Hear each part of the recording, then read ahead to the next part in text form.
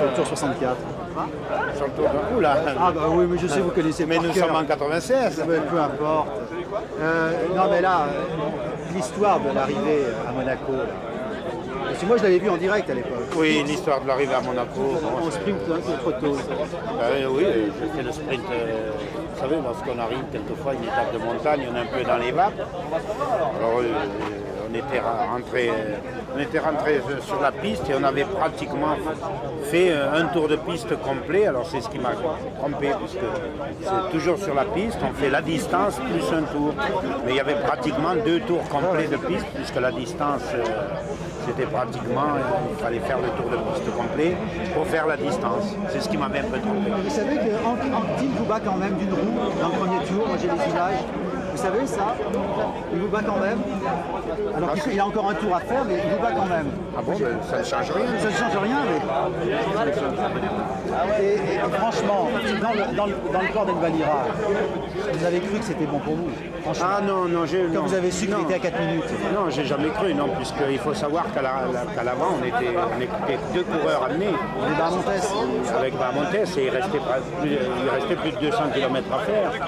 Et on a vu tout de suite, puisque la chance ce jour-là d'Anquetil, c'est qu'il a fait une descente tombeau ouvert. Il a profité, enfin quand je dis profiter entre guillemets, parce que tout le monde attendait son abandon ou sa chute, c'est ce qu'on avait annoncé. Il y avait un brouillard très épais.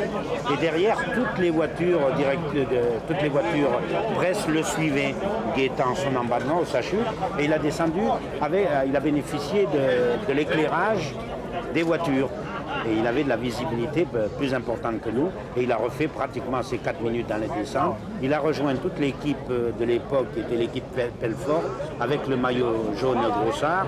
Et bon, toute l'équipe a roulé avec lui. Et puis, notre échappée était vouée à l'échec de toute manière. Il aurait fallu un col tout de suite après. Alors, et puis la malchance des malchances, c'est la crevaison.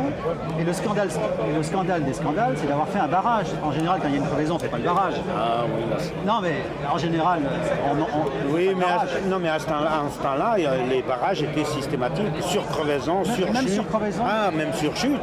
Surtout lorsque Poulidor crevait ou avait une chute et tout, c'était l'homme à battre. Bon, là, vous n'avez pas de ça. Parce qu'aujourd'hui, une crevaison, bon, on va rentrer dans les voitures, il n'y a pas de problème.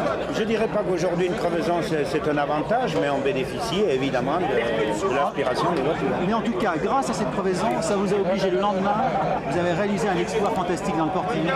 Parce que prendre 1 minute 30 dans le Portillon, qui est un col très difficile mais assez court, c'était vraiment extraordinaire, parce que derrière, il roulait tous. Non, je crois que la veille, j'avais perdu 2 minutes passées. 2 minutes 36. 2 minutes 36, et je crois que le lendemain, j'avais repris 2 minutes 37. Avec la bonification. Il y avait 1 minute de bonification. Alors j'avais gagné une seconde. Si j'avais pas eu ce pépin la veille, peut-être que j'aurais pas fait cela. Vous n'auriez peut-être pas osé attaquer. Mais c'est assez drôle, ce Tour de France. On a dit je l'ai perdu dans le Puy-de-Dôme, Anquetil m'a bluffé, je l'ai perdu à la Valira, je l'ai perdu le dernier jour contre la montre. Et on n'a jamais mis l'accent où, pour moi, j'ai perdu le Tour de France. Première étape. Il y a la première étape où j'ai perdu 45 secondes sur un truc banal. J'ai été victime, pas moi victime d'une chute, mais j'ai été pris dans l'embouteillage d'une chute à 1 km 100 de l'arrivée. C'est-à-dire à 100 mètres du poste chronométrage. Et j'ai terminé pratiquement dans la roue d'Anquetil et j'ai eu un décalage de 45 secondes. Mais où j'ai perdu vraiment le Tour de France, c'est la grande étape contre la montre, Pererat-Bayonne. Ah. J'ai été victime d'une crevaison. Mon mécanicien qui m'a passé le vélo, il est tombé dans le fossé. C'est moi qui ai été chercher le vélo dans le fossé. Je suis monté sur le vélo, j'ai redressé mon guidon qui était tordu et je suis repartir sur le vélo et les chronos sont déclenchés. Et ce jour-là, j'ai perdu plus de 50 secondes.